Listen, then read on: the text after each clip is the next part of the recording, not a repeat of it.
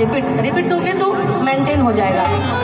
आइए कि बनल रहो नहीं हरलाई मैया, बनल रहो ससुर